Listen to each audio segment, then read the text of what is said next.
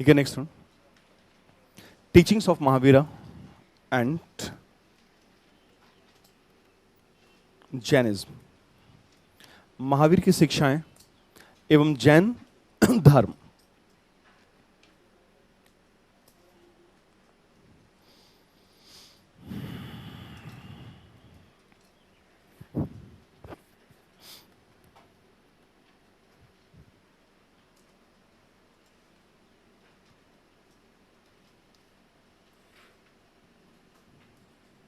देखिए, जैन ये शब्द निकला जिन से।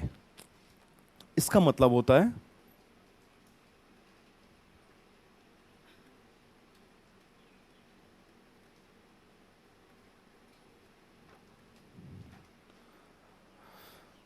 Conqueror of evil thoughts.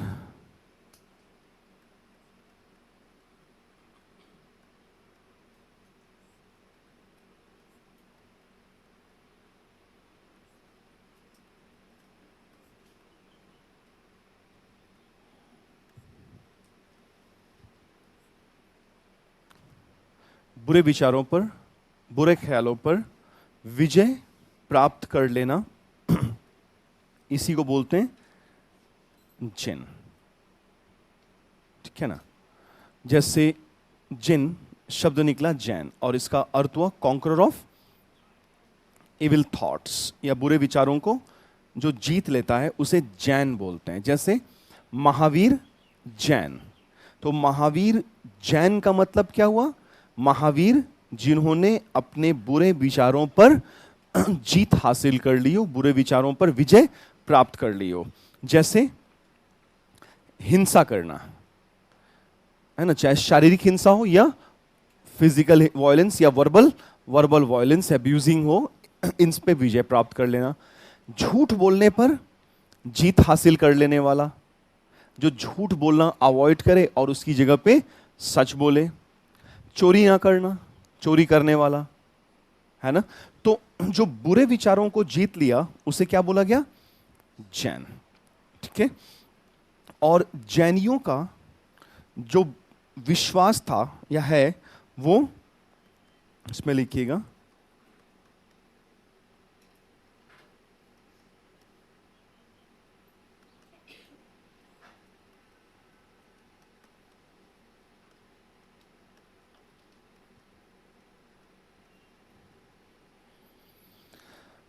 जैनियों का विश्वास 24 तीर्थंकरों की शिक्षाओं में। जैनियों का विश्वास 24 तीर्थंकरों की शिक्षाओं में है।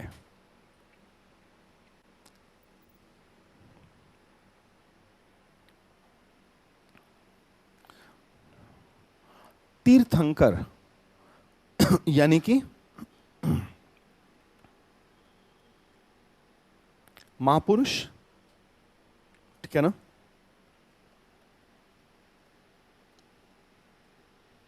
पाथफाइंडर या फोर्ड मेकर, जिंदगी की राह आसान बनाने वाला। तीर्थंकर यानी कि जीवन की राह को आसान बना देने वाले को तीर्थंकर बोला जाता है। इसमें पहला तीर्थंकर ये लोग बताते हैं कौन है? ऋषभ देव या आदिनाथ से लेकर के 23rd तीर्थंकर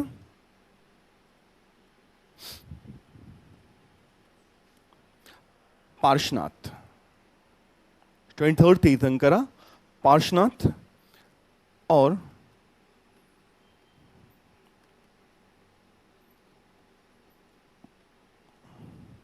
24वें एवं अंतिम तीर्थंकर, यानी कि जिसके बाद कोई तीर्थंकर नहीं आया, वो आखिरी थे जो आए थे।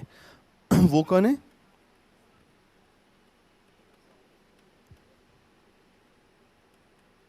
महावीर स्वामी। ठीक है ना। पूरे 2400 तीर्थंकरों में से महावीर स्वामी कब है? 6th century before common era. जब महात्मा बुद्ध थे उन्हीं के समकालीन महावीर स्वामी भी थे। तो महावीर स्वामी 6ठी शताब्दी ईस्वी पूर्व में, 2600 साल पहले, उसी समय महात्मा बुद्ध की शिक्षाएं लोकप्रिय हो रही थी, है ना। उसी समय आजीवक सेक्ट वाले मखली गोशाल थे, लोकायत सेक्ट वाले चारवाक थे, अन्य दार्शनिक भी थे। तो अगर अब इनमें से इनके बारे में हमें पता है, पार्श्वनाथ के बारे में पता है और महावीर स्वामी के बारे में पता है, ठीक है। इनके पहले ये जो दो लोग हुए हैं ये हिस्टोरिकल पर्सन्स, ये लोग ऐतिहासिक व्यक्ति हैं, माने सचमुच में थे, हिस्टोरिकल रियलिटीज, हिस्टोरिकल पर्सनालिटीज। तो 23वें तीर्थंकर पार्श्वनाथ और 24वें और आखिरी तीर्थंकर महावीर जैन या महावीर स्वामी, ये हिस्टोरिकल हैं। इनके पहले यानी कि 22वें से लेकर के पहले तीर्थंकर ऋषभ देव तक, ये लोग कौन लोग थे? माइथोलॉजिकल इन ऑरिजिन, माइथोलॉजिकल इन ऑरिजिन यानी कि सचमुच में नहीं हुए, कहानियों में हुए हैं, ठीक है, कहानियों में हुए ये लोग, सचमुच में कभी हुए ही नहीं।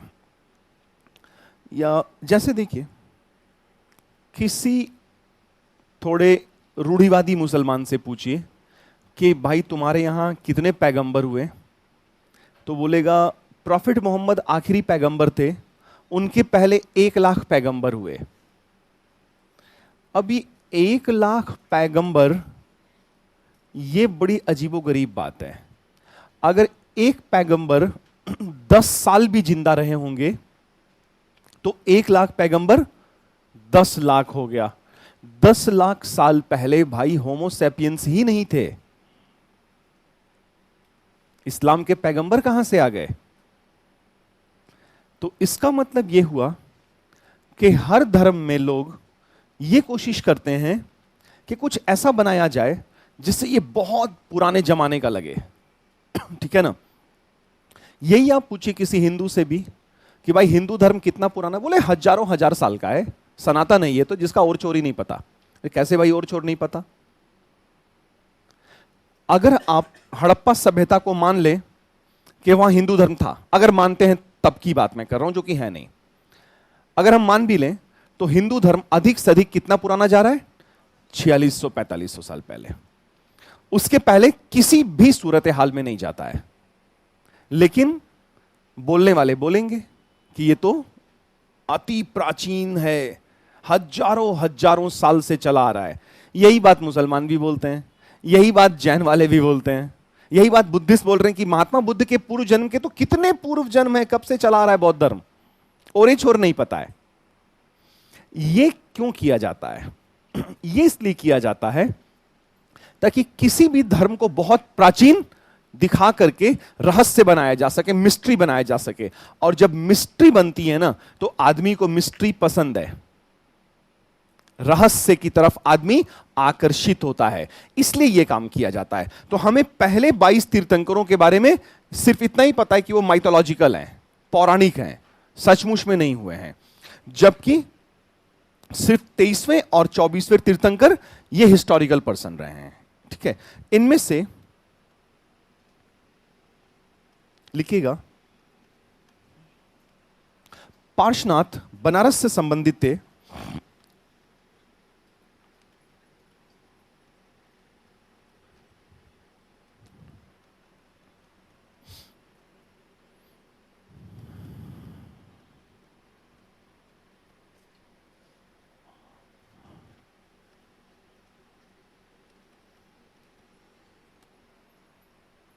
उनके पिता अश्वसेन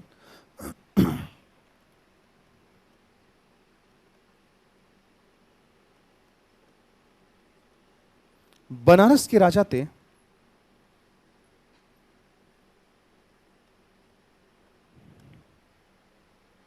और उनकी माता का नाम वामा था। वामा, VAMA।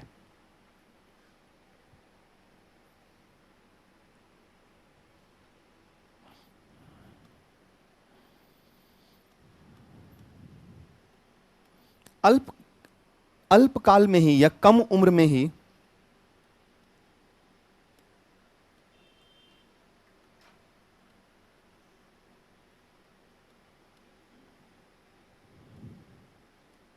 वे सन्यासी हो गए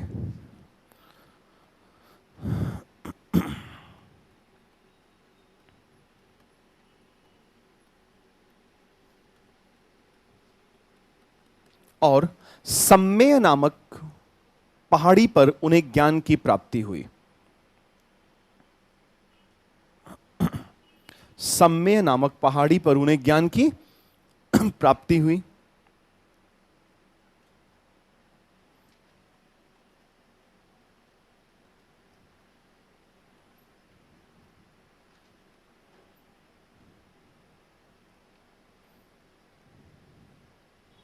उन्होंने स्वयं को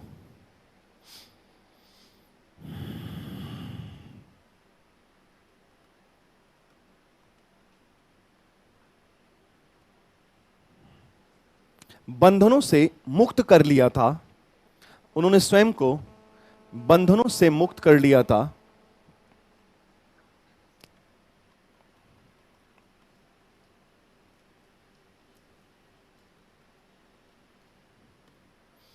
और इस कारणवश वे निर्ग्रंथ नाथ कहलाए।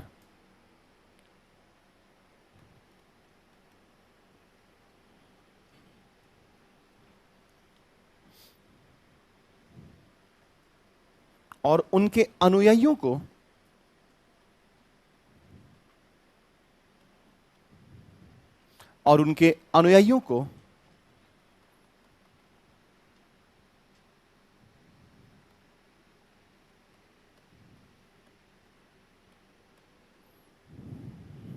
निर्ग्रंथनाथ पुत्र कहा गया। और उनके अनुयायियों को निर्ग्रंथनाथ पुत्र कहा गया, जिसका अर्थ पार्श्वनाथ के अनुयायियों से है।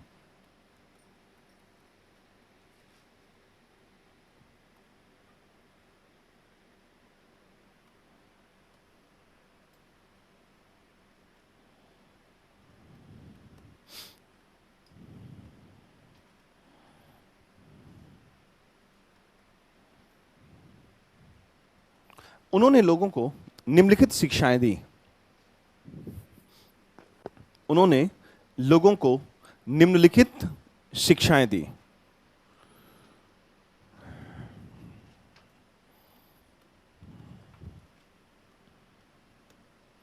अहिंसा या हिंसा मत करो।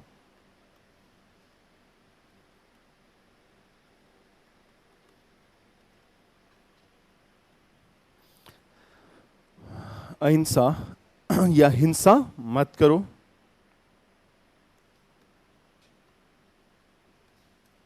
सत्य और ट्रुथ।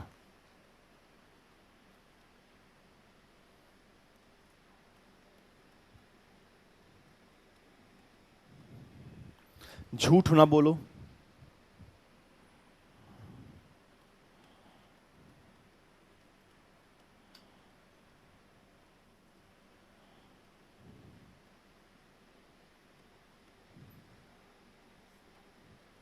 अस्तेय या अचौर्य। अस्तेय या अचौर्य या चोरी मत करो।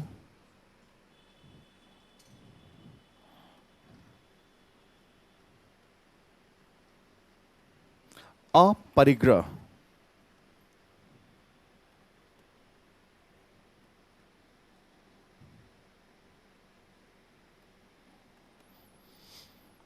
या संपत्ति का संचय मत करो। अपरिग्रह या संपत्ति का संचय मत करो।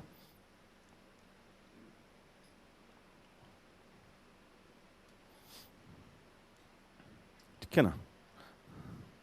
तो आसान आसान सी चीजें बताई, अहिंसा, सत्य, अस्तेय और अपरिग्रह। कुछ हजार इनके फॉलोअर्स भी थे और ऐसी आसान सी शिक्षाएं देने के बाद इनका डेथ होता है। इनके फॉलोअर मतलब इनके डायरेक्ट फॉलोअर तो नहीं, लेकिन इनके शिक्षाओं के अनुयायी महावीर स्वामी भी थे और महावीर स्वामी ने इन्हीं की शिक्षाओं को आगे बढ़ाने का काम किया था। तो अब यहां ध्यान से समझिएगा कि जैन धर्म की स्थापना महावीर स्वामी ने नहीं की है। जैन धर्म की स्थापना मूल रूप से पार्श्वनाथ ने की, जबकि महावीर स्वामी ने उसे अंतिम रूप प्रदान किया था। इसीलिए कुछ कुछ किताबों में लिख दिया जाता है कि जैन धर्म की स्थापना महावीर स्वामी ने की थी, क्योंकि अंतिम रूप से उन्होंने ही संकलित किया था उसे। पर ऐसा है नहीं। जैन धर्म की जब महावीर स्वामी थे तो पार्श्वनाथ की शिक्षाएं ऑलरेडी लोग जानते थे। खुद महावीर स्वामी भी पार्श्वनाथ की शिक्षाओं से परिचित थे। उन्हीं के संप्रदाय के फॉलोअर भी थे। वो डायरेक्ट फॉलोअर नहीं थे, क्योंकि दोनों के बीच में 150-200 साल का फर्क है। तो महावीर स्वामी के बारे, उनकी टीचिंग्स के बारे में देखिएगा। पैरा चेंज करके लिखिएगा। पहले उनकी टीचिंग्स पढ़ेंगे, फिर लाइफ पे बाद में आएंगे।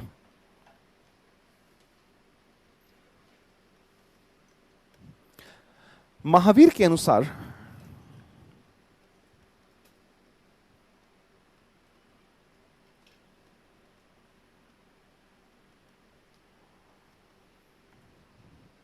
संसार के सभी जीवित एवं निर्जीव में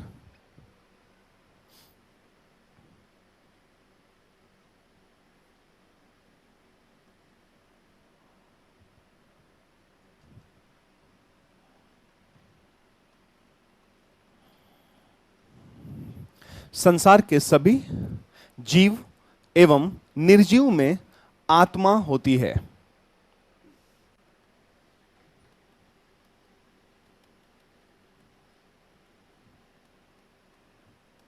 यहां तक कि एक कण में भी अपनी आत्मा है। यहां तक कि एक कण में भी अपनी आत्मा है।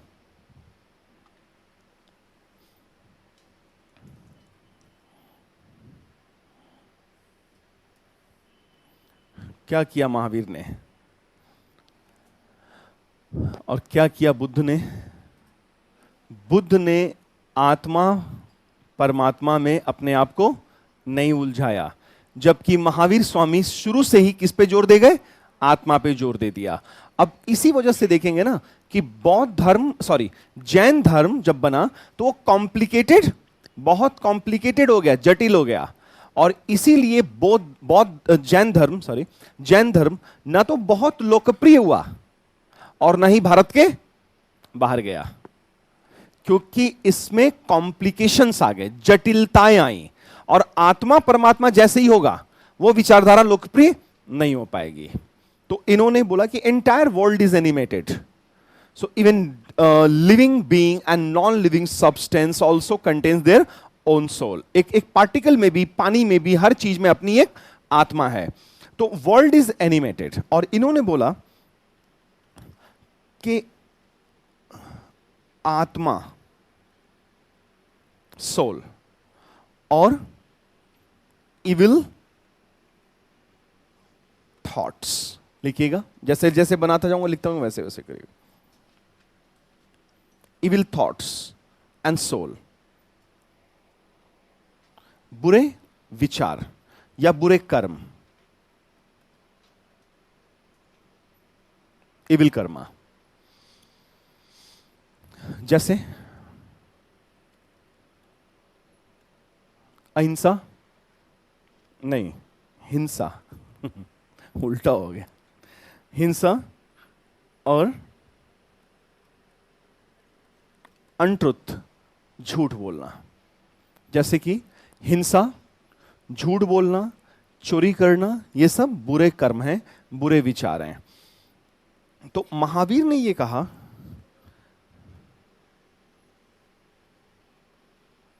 कि बुरे विचारों का आत्मा की ओर गमन होता है, ठीक है ना।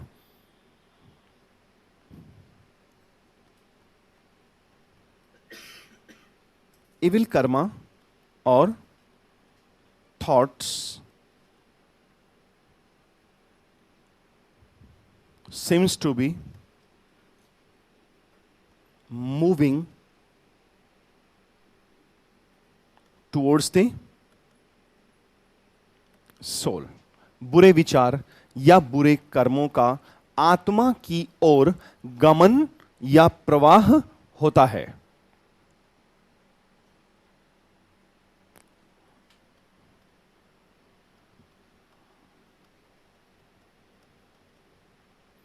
और वे आत्मा से जुड़ जाते हैं या बंध जाते हैं, और वे बुरे विचार, बुरे कर्म आत्मा से बंध जाते हैं या आत्मा से जुड़ जाते हैं। तो जैसे अगर हम लोग इसे ऐसे एक सर्कल को हम वॉयलेंस मान लें और एक स्क्वायर को हम लोग अनट्रुथ मान लें, ये सिर्फ समझाने के लिए है ना। तो यहां जुड़ा वॉयलेंस और इधर जुड़ा अनट्रुथ। तो अब क्या हो गया, आत्मा से जब बुरे कर्म जुड़ गए तो आत्मा मैली हो गई। जैसे एक सफेद चादर है, एकदम सफेद चादर है, एक दाग नहीं लगा हुआ है, वैसे ही आत्मा एकदम सफेद, एकदम पवित्र। अब उस सफेद चादर पे आपने खाना खाना शुरू किया, दाल गिरा दिया, पनीर की सब्जी गिरा दी, सफेद चादर पे 2 दाग पड़ गए, चादर गंदी हो गई ना। वैसे ही आत्मा पवित्र है, आत्मा एकदम साफ और स्वच्छ है, और आत्मा पे आपने क्या डाल दिया, 2 बुरे विचार और बुरे कर्म जोड़ दिए। आपने हिंसा किया, आपने झूठ बोला, और वो हिंसा और झूठ किससे जुड़े, आत्मा से जुड़े। और जब अब आत्मा क्या हो गई, मैली हो गई, आत्मा मैली हो गई। जैसे ही आत्मा मैली होगी, यानी कि आत्मा से बुरे विचार जुड़ेंगे, वह व्यक्ति किस में उलझेगा, बर्थ एंड रीबर्थ में उलझेगा, जन्म और पुनर्जन्म में उलझ जाएगा। तो महावीर स्वामी के हिसाब से पुनर्जन्म होता है, बुद्ध के हिसाब से पुनर्जन्म होता है ना। और बुद्ध के हिसाब से पुनर्जन्म कैसे होता है, इच्छाओं के कारण होता है। बुद्ध के हिसाब से पुनर्जन्म इच्छाओं के कारण हुआ, और महावीर स्वामी के हिसाब से पुनर्जन्म कैसे हुआ, आत्मा या मतलब कर्म, बुरे विचार, बुरे कर्म जब आत्मा से जुड़े तब ऐसा हुआ, ठीक है। तो अब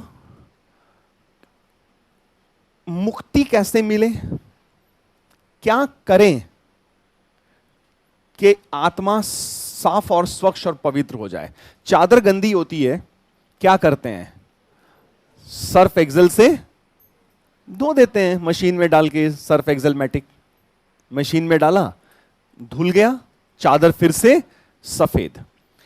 वैसे ही जब आत्मा मैली हुई तो आत्मा को धोने का डिटर्जेंट और वॉशिंग मशीन चाहिए, और वो डिटर्जेंट और वॉशिंग मशीन से क्या होगा,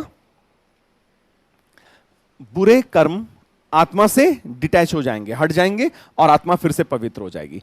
जैसे ही आत्मा पवित्र होगी, जन्म और पुनर्जन्म का चक्र टूट जाएगा, और फिर अगला और कोई पुनर्जन्म नहीं होगा, ठीक है। तो बुद्ध ने महावीर स्वामी ने बोला कि यह जन्म और पुनर्जन्म होता है क्योंकि आत्मा से बुरे कर्म जुड़े हुए होते हैं, और अगर हम बुरे कर्मों को हटा दें आत्मा से तो आत्मा फिर से पवित्र हो जाएगी और अगला कोई पुनर्जन्म नहीं हो जाएगा, यानी कि मुक्ति मिल जाएगी। और मुक्ति को महावीर ने एक शब्द से बोला, कैवल्य। कैवल्य। जब जन्म और पुनर्जन्म का चक्र टूट जाएगा तो क्या मिल जाएगा? कैवल्य मिल जाएगा। और बुद्ध ने क्या कहा? जब जन्म और पुनर्जन्म का चक्र टूट जाएगा तो क्या मिल जाएगा? निर्वाण मिल जाएगा। उपनिषद में क्या कहा गया? जब आत्मा ब्रह्म में विलीन हो जाएगी तो मोक्ष मिल जाएगा।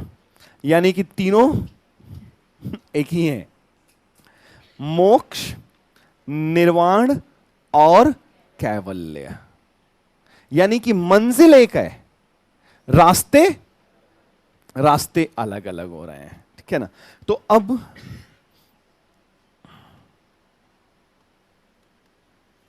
How to get freedom from the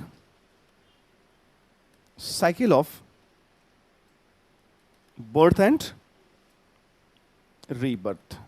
लिखिएगा, जन्म और पुनर्जन्म के चक्र से मुक्ति कैसे, महावीर के हिसाब से मुक्ति कैसे मिले? How to get freedom from this cycle of birth and rebirth. मुक्ति कैसे मिले?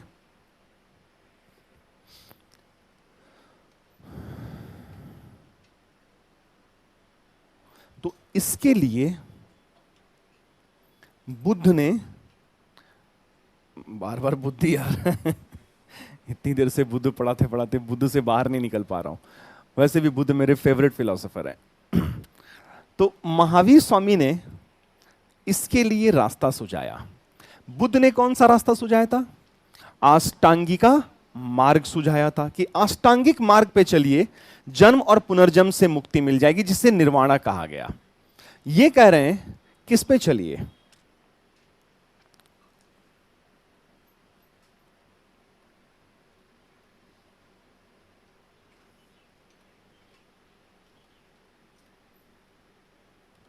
त्रिरत्न एवं 5 व्रतों का पालन।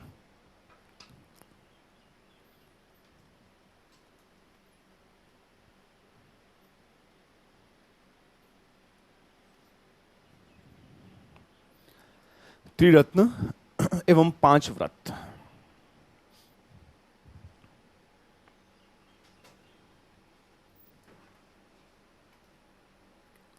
त्रिरत्नास एंड 5 वाउस। ये क्या है? सर्फ एक्सेल है। किसको साफ करने के लिए? आत्मा से बुरे कर्मों और विचारों को साफ करने के लिए। त्रिरत्न और 5 व्रत। अब त्रिरत्न में 3 चरण हैं। जैसे अष्टांगिक मार्ग में 8 चरण, वैसे त्रिरत्नों में 3 चरण। पहला,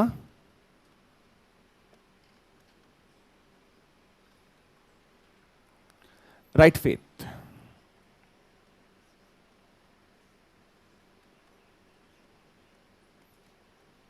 देखिए, किताबों में शब्द बदल सकता है, कॉन्सेप्ट नहीं बदलेगा, ये ध्यान रखिएगा। राइट फेथ, सम्यक विश्वास, सही विश्वास। किस में सही विश्वास? भगवान में, महावीर स्वामी में, उनकी शिक्षाओं में, उन्हीं की नहीं, 24 तीर्थंकरों की शिक्षाओं में विश्वास। हालांकि पहले 22 पौराणिक हुए हैं, लेकिन हम ऐसा कह रहे हैं, वो लोग नहीं। तो to have faith in the teachings of all the 24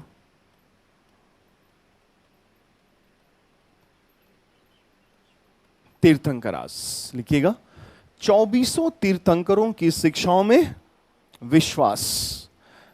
So to have faith in the teachings of all the 24 Tirthankaras.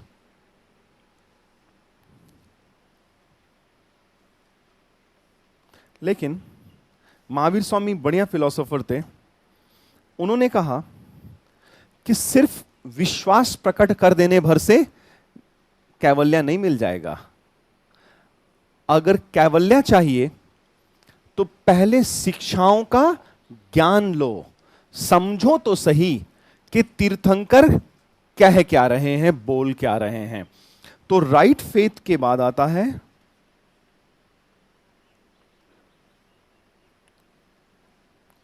Right knowledge, सम्यक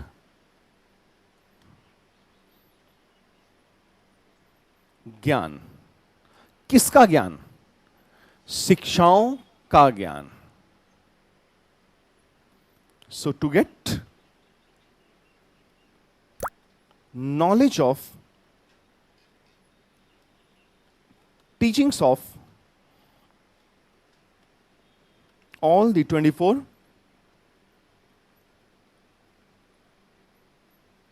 तीर्थंकरास,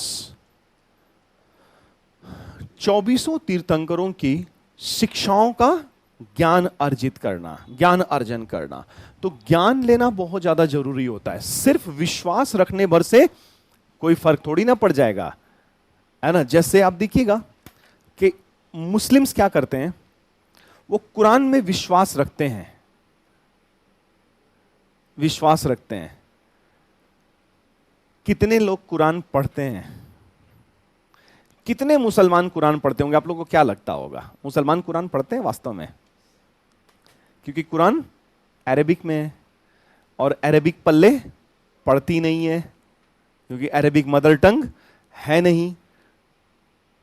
तो इसका मतलब है मुसलमान कुरान का उच्चारण करते हैं, समझते, ज्यादातर लोग समझते नहीं है।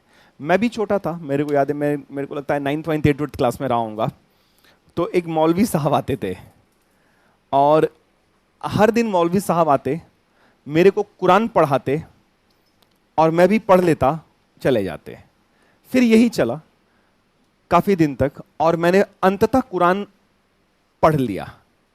अरेबिक मेरे को पढ़ना आ गया, लेकिन उसमें लिखा क्या था वो समझ में नहीं आ रहा था ना, क्योंकि वो किस में लिखा था?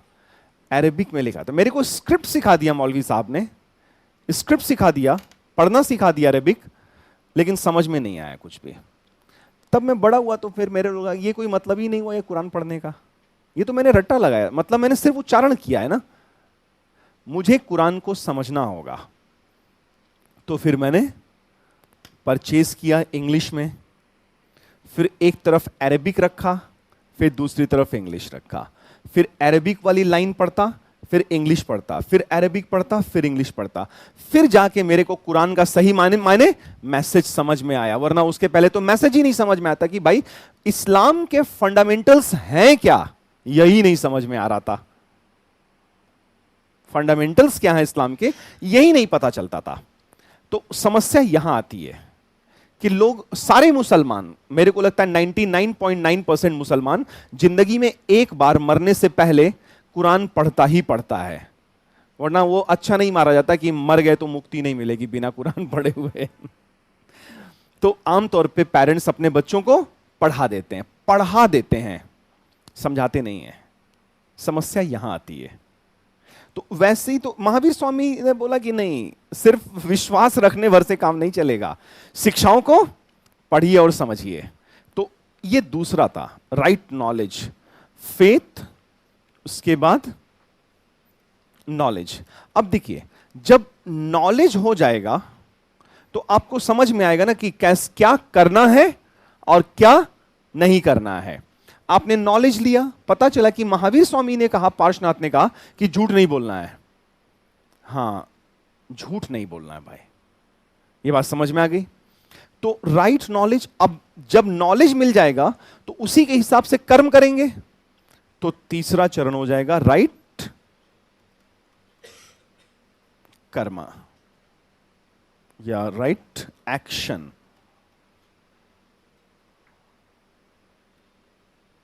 सम्यक कर्म। अब कर्म सही सही करें, इसके लिए पहले कसम खाइए कि मैं सही कर्म करूंगा। मैं ये करूंगा, मैं शपथ लेता हूं कि मैं ये काम करूंगा, और मैं ये भी शपथ लेता हूं कि ये काम नहीं करूंगा। मैं शपथ लेता हूं कि मैं अहिंसा का पालन करूंगा, हिंसा नहीं करूंगा। मैं शपथ लेता हूं कि मैं सदा सच बोलूंगा, झूठ का दामन नहीं पकड़ूंगा।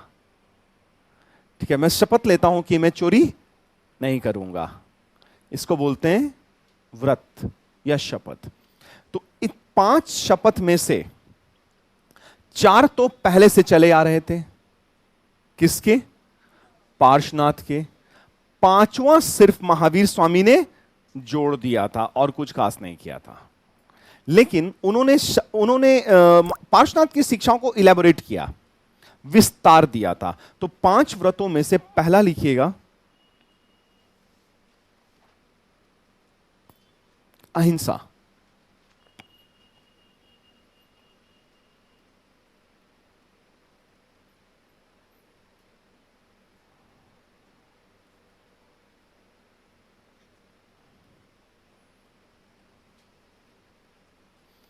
और डैश लगा के लिखिएगा, महावीर ने अहिंसा पर अत्यधिक जोर दिया। महावीर ने अहिंसा पर अत्यधिक जोर दिया, एक्सेसिवली एम्फसाइज्ड ऑन अहिंसा। अब देखिए, जब फिलॉसफर या टीचर अहिंसा पर अतिशय जोर दे देगा, जरूरत से ज्यादा जोर दिया, इसका रिजल्ट क्या हुआ? इसका रिजल्ट यह हुआ कि जैनियों ने यहां तक कि खेती बाड़ी करना छोड़ दिया, क्योंकि हल चलाएंगे तो इंसेक्ट्स, जमीन में रहने वाले कीड़े मकोड़े कट जाएंगे, तो कीट हत्या का पाप लग जाएगा, केंचुआ हत्या का पाप लग जाएगा। तो ये तो हिंसा हो गई। इसका मतलब है भाई खेती नहीं करना है। तो आप देखिए, जैनास या तो व्यापारी होते हैं या फिर गवर्नमेंट ऑफिशियल्स होते हैं। जैना लोग खेती नहीं करते हैं। हाँ, खाना तो खाते हैं, दही भी खाते हैं, और दही में ढेर सारे बैक्टीरिया होते हैं, फिर भी दही खा जाते हैं, है ना। तो मुद्दा ये है ना, जो आपने बोला कि अतिशय है, जरूरत से ज्यादा है, अव्यवहारिक स्तर पे जा रहा था जैन धर्म। इसीलिए तो लोकप्रियता नहीं हुई ना, कि भाई आप नहीं कर रहे हो खेती लेकिन खाओगे ना कुछ, तो ये तो कोई बात ही नहीं हुई कि आप खेती नहीं करोगे लेकिन आप खाना खाओगे। इसीलिए तो पॉपुलैरिटी नहीं हुई। जैसे आपने ऑब्जेक्शन रेज किया, वैसे उस जमाने में तमाम लोगों ने ऑब्जेक्शन रेज किया कि ये क्या मुसीबत है। और उस समय तो व्यापार भी कम होता था, कृषि ही ज्यादा होता था, और चूंकि कृषक समुदाय में जैन रिलीजन पॉपुलर नहीं हुआ, इसलिए कभी भी जनता का धर्म नहीं बन पाया, सिर्फ व्यापारियों में थोड़ा बहुत पॉपुलर हुआ। तो क्या लिखा? महावीर ने अहिंसा पर अतिशय जोर दिया, इतना जोर की, लिखिएगा, इतना जोर की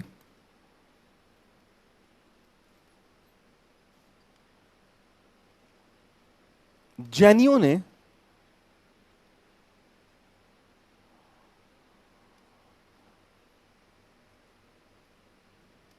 कृषि कार्य करना छोड़ दिया।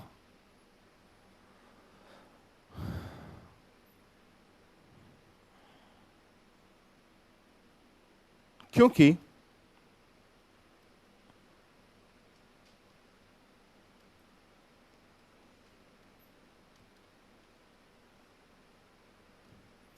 कृषि कार्य करने से कीड़े मकोड़े मारे जाते हैं।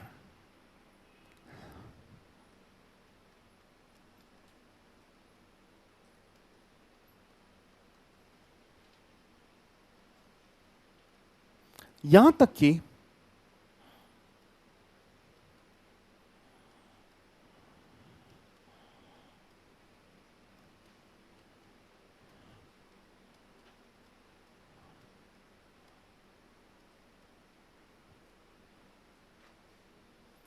जैन भिक्षुओं ने कपड़े से अपना मुंह ढकना प्रारंभ कर दिया,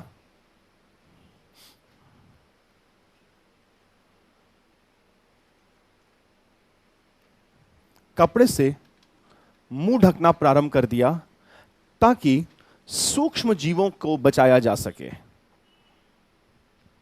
ताकि सूक्ष्म जीवों को बचाया जा सके।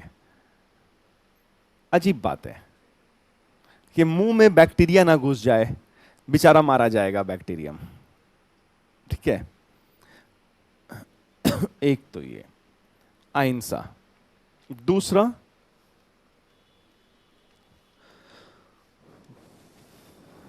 सत्य।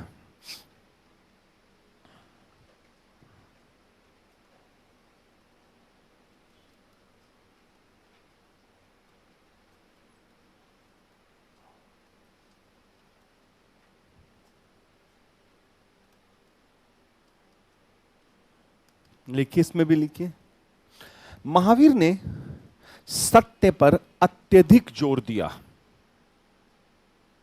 महावीर ने सत्य पर अत्यधिक जोर दिया।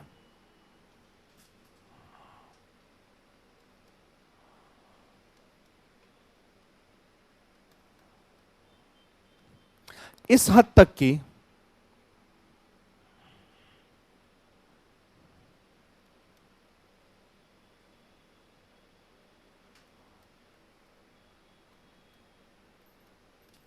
कि असत्य से बचने के लिए,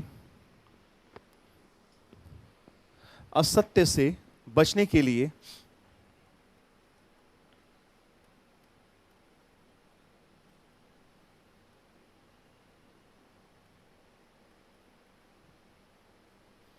जैनियों ने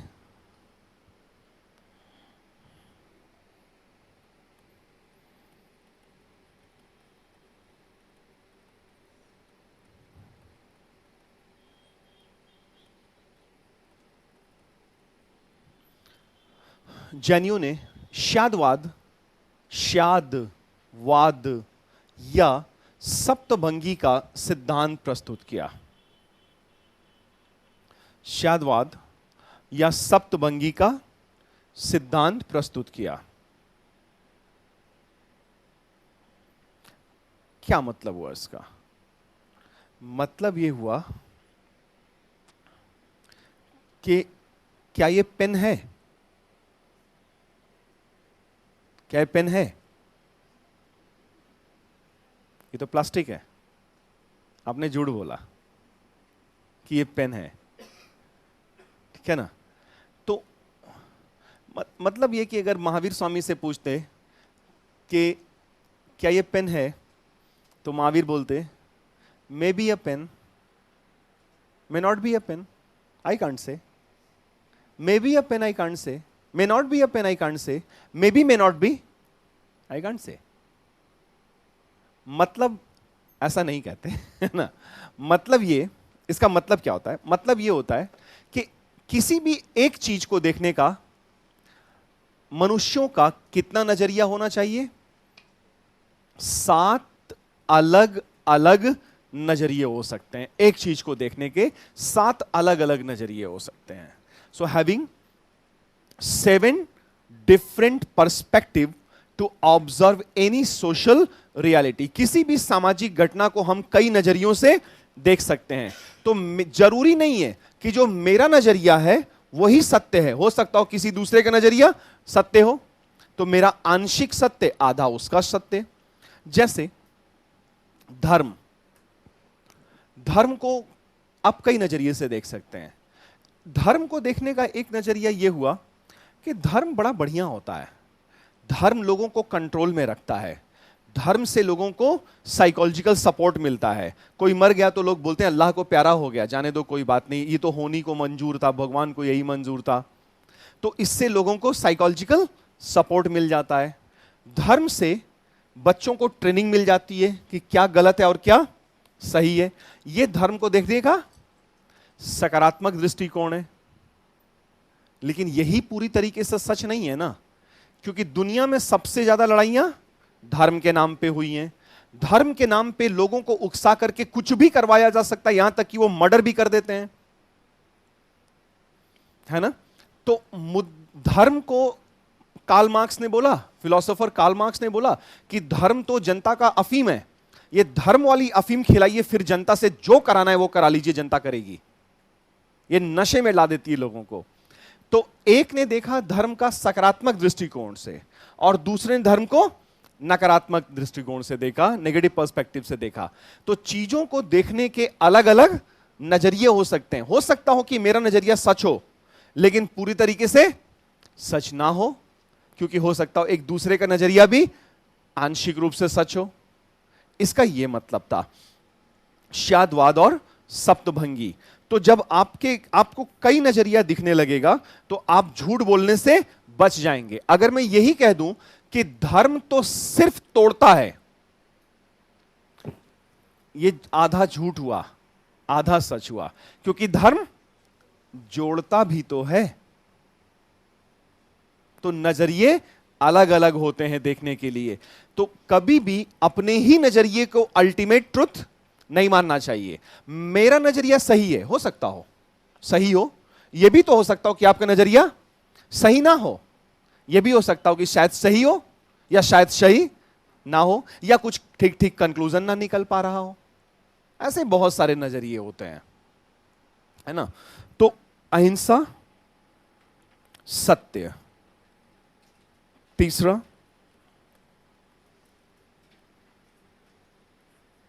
अस्तेय, चौथा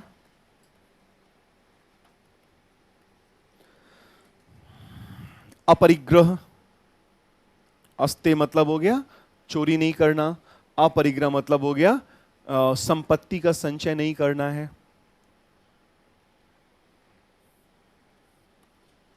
ऐसा वो लोग ये इसलिए कह रहे हैं ना, क्योंकि चोरी करना, संपत्ति का संचय करना, इससे मनुष्य की जिंदगी मुसीबत में पड़ती है। ऐसा वो लोग सोच रहे हैं ना। हमें और आपको अपना दिमाग नहीं लगाना है फिलोसोफर की फिलॉसफी पढ़ने में। ऐसा वो लोग महावीर सोच रहे थे। तो इसीलिए महावीर ने बोला कि संपत्ति का संचय नहीं करना। ये हालांकि ये बात पहले कौन बोल चुके थे? पार्श्वनाथ बोल चुके थे।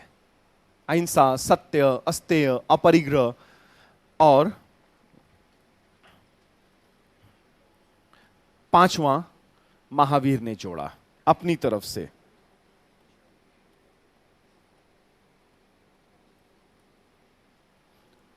ब्रह्मचर्य का पालन करना, मतलब वैवाहिक बंधन में नहीं बंधना है।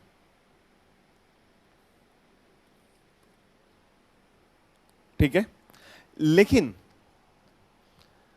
अगर वैवाहिक बंधन में लोग नहीं बंधेंगे तो समाज कैसे चलेगा भाई? बच्चे कहां से आएंगे नए समाज में? तो अब ये आदर्शवादी बात लग रही है।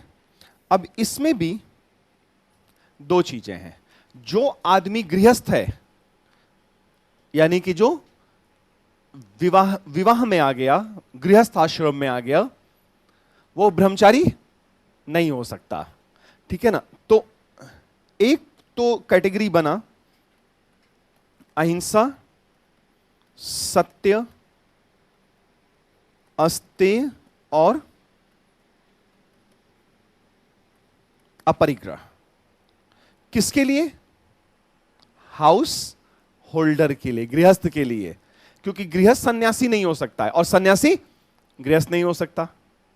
ठीक है ना। तो अहिंसा, सत्य, अस्तेय, अपरिग्रह ये हो गया किसके लिए?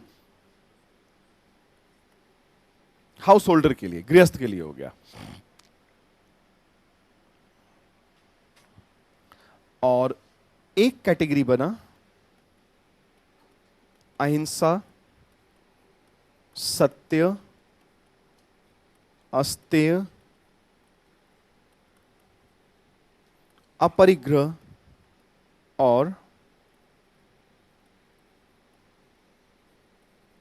ब्रह्मचर्य। अहिंसा, सत्य, अस्तेय, अपरिग्रह और ब्रह्मचर्य। ब्रह्मचर्य मतलब अगर ब्रह्मचर्य है, सन्यासी का जीवन है, तो वो गृहस्थ आश्रम में नहीं जाएगा, क्योंकि ब्रह्मचारी को विवाह नहीं करना है, आजीवन ब्रह्मचारी रहना है, बाल ब्रह्मचारी। तो 5 व्रतों में से एक कैटेगरी बनी 4 और एक बनी 5। इसको बोलते हैं अणुव्रत। और एक कैटेगरी जिसमें ब्रह्मचर्य भी शामिल है वो हो गया महाव्रत। जिसमें ब्रह्मचर्य शामिल है वो महाव्रत है, जिसमें ब्रह्मचर्य शामिल नहीं वो अणुव्रत है। ये क्वेश्चन आया हुआ प्रीलिम्स में। देखिए प्रीलिम्स में मैंने आपको फर्स्ट डे ही एनालिसिस, लास्ट वीकेंड पे एनालिसिस किया था, एक एक टॉपिक, एक एक चैप्टर का। सबसे ज्यादा इंपॉर्टेंट टॉपिक यही रिलीजन है, इसीलिए सबसे ज्यादा टाइम टेकिंग और सबसे ज्यादा एनालिसिस इसी टॉपिक का करना पड़ता है। ठीक है, तो अणुव्रत और महाव्रत। अणुव्रत हाउस होल्डर के लिए, महाव्रत सन्यासी के लिए। महावीर ने यह कहा कि अणुव्रत में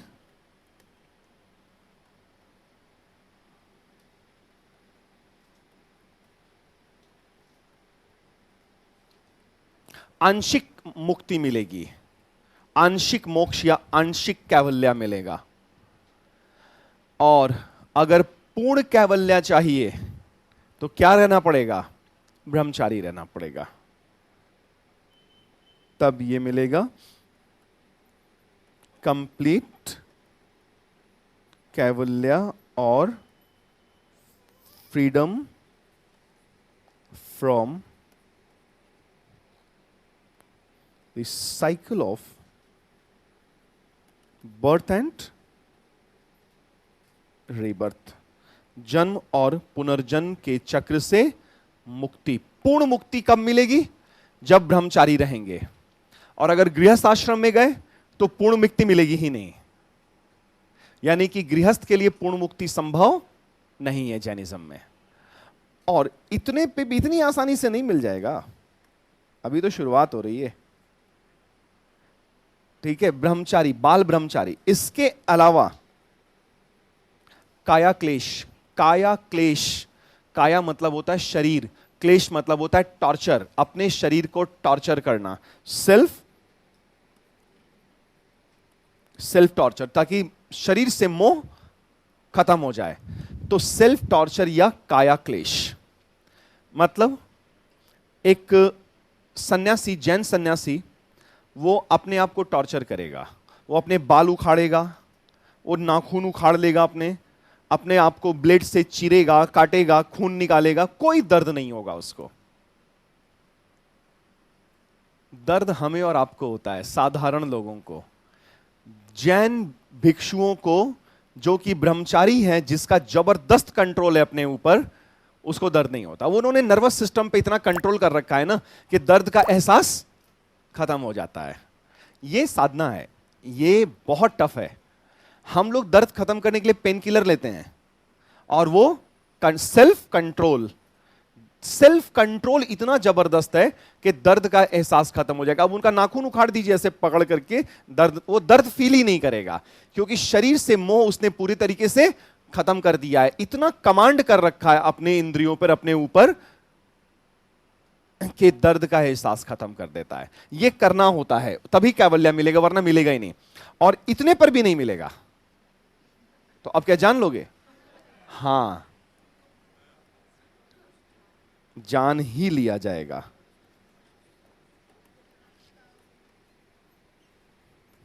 स्टारवेशन टू डेथ, भूखे प्यासे रहकर जान दे देना, स्टारवेशन टू डेथ। इसको बोला गया सल्लेखना या संथारा। सल्लेखना या संथारा बोला गया इसे। तो हमें और आपको लग रहा है ये क्या मुसीबत है, ये तो सुसाइड है, ये तो क्या है? सुसाइड है। कि स्टारवेशन टू डेथ, इससे क्या हो जाएगा? तो 2 साल पहले राजस्थान हाई कोर्ट में एक केस लगा। कुछ लोगों ने केस कर दिया कि ये सुसाइड है। तो राजस्थान हाई कोर्ट ने डिसीजन दे दिया कि सुसाइड है। जैनी लोग बड़ा नाराज हुए, मामला सुप्रीम कोर्ट ऑफ इंडिया तक गया। फिर सब कुछ स्टडी किया गया, पूरी फिलॉसफी स्टडी की गई, सारा कंपोनेंट देखा गया। फिर सुप्रीम कोर्ट ऑफ इंडिया ने डिसीजन दिया कि सल्लेखना या संथारा जैन दर्शन का अभिन्न अंग है, इसलिए यह सुसाइड नहीं है। तो फिर राजस्थान हाई कोर्ट के डिसीजन को पलट दिया honourable supreme court of India ने। तो संलेखना या स्टारवेशन टू डेथ, तो इससे मिलता है फाइनली क्या मिलेगा? पूर्ण कैवल्य मिलेगा। यानी कि गृहस्थ के लिए तो पूर्ण कैवल्य संभव ही नहीं है।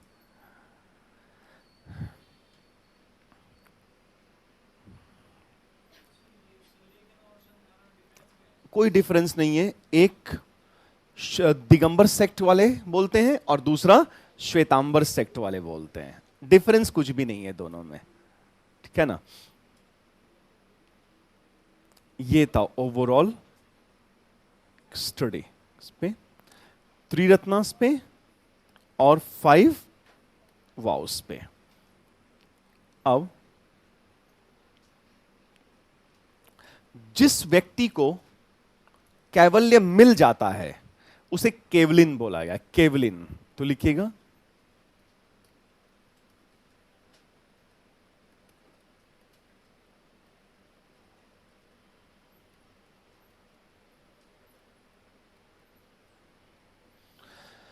जिसे कैवल्य प्राप्ति हो जाती है उसे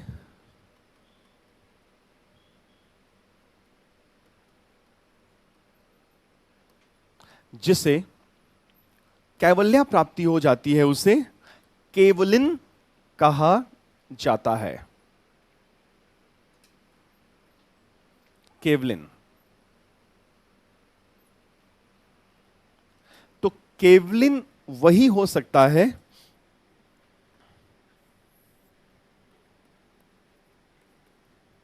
जिसकी आत्मा क्या हो? Completely free from evil thoughts और कर्मास। ठीक है ना। केवलिन वही हो सकता है जिसकी आत्मा पूरे तरीके से सफेद हो, मैली बिल्कुल भी ना हो, एक दाग भी ना लगा हो, मतलब जिसमें बुरे कर्म हो ही ना। जिस व्यक्ति में बुरे कर्म नहीं होंगे, बुरे विचार नहीं होंगे, वही कैवल्य वही कैवल्य हो सकता है, केवलिन हो सकता है, और कोई नहीं हो सकता। अगर एक भी बुरा विचार, बुरा कर्म है तो कोई केवलिन नहीं हो सकता है। और केवलिन होने के लिए 2 शर्त हैं,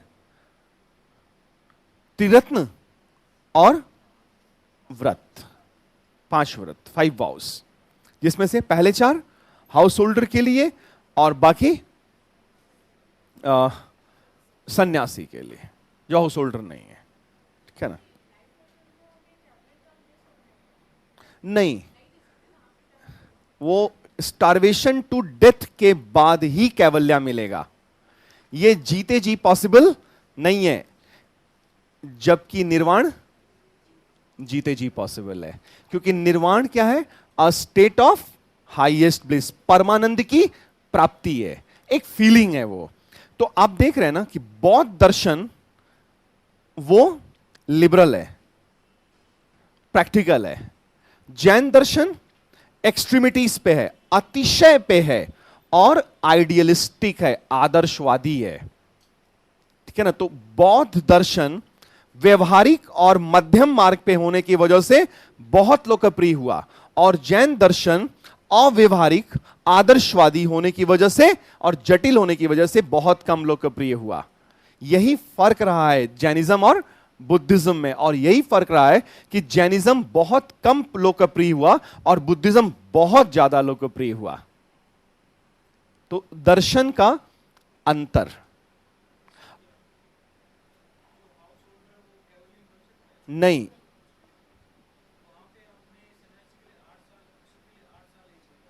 मिनिमम नहीं, यहां पे नहीं ऐसा कुछ है। अब ये बता नहीं सकता हूं मैं, है ना, कि छोटे बच्चे को भी बनाया जा सकता है या नहीं। इस समझ में आ गया? दोनों में एक कॉम्पिटिटिव स्टडी भी हम लोग करते गए, कॉम्पिटिटिव अकाउंट भी डिस्कस करते गए।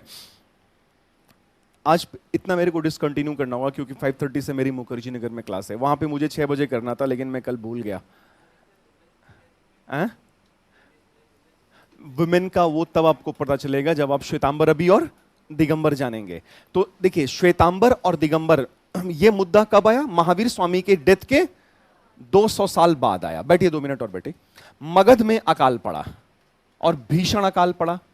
तो उस अकाल में एक जैन भिक्षु था भद्रबाहु और उसके फॉलोअर्स, वो मैसूर चले गए, श्रवण बेलगोला चले गए। और जो बच गए मगध वाले, स्थूलभद्र के कमांड में, स्थूलभद्र और उसके फॉलोअर्स ने, वो पटना में ही रह गए, पाटलिपुत्रा में ही रहे। और लेकिन उन्होंने सफेद कपड़े पहन लिए। और भद्रबाहु जो श्रवण बेलगोला चले गए, मैसूर चले गए, भद्रबाहु और उसके फॉलोअर्स वो कपड़ा नहीं पहने, क्योंकि महावीर स्वामी ने कपड़ों का पूरा त्याग कर दिया था। 12 साल तक महावीर स्वामी भटके, और जिस दिन उनको एनलाइटमेंट हुआ ना, महावीर स्वामी ने कपड़े त्याग दिए थे, and decided to remain completely naked. तो जो दिगंबर हुए वो न्यूडिटी प्रैक्टिस करते, और दिगंबरों ने यह कहा कि स्त्रियों को कैवल्य नहीं मिलेगा, और अगर एक स्त्री को कैवल्य चाहिए तो अगले जन्म में पुरुष बन के आना पड़ेगा। अगले जन्म में पुरुष बनो, फिर प्रैक्टिस करना, तब जाके कैवल्य मिलेगा। तो दिगंबराज ने रिजेक्ट कर दिया विमेन को कि कैवल्य नहीं, और श्वेतांबराज ने बोला कि नहीं, विमेन को भी कैवल्य मिल सकता है। तो यह डिस्प्यूटेड हो गया कि श्वेतांबरों ने कहा कि महिलाओं को कैवल्य मिलेगा, दिगंबरों ने बोला कि कतई नहीं मिलेगा, और अगर कैवल्य चाहिए तो पहले अगले जन्म में पुरुष बन के पैदा हो। यह बड़ा मुसीबत है ना। तो यह सब ऐसे ही रहा है। चलिए कल मिलते हैं हम लोग, फिर यहां से आगे कंटिन्यू करते हैं।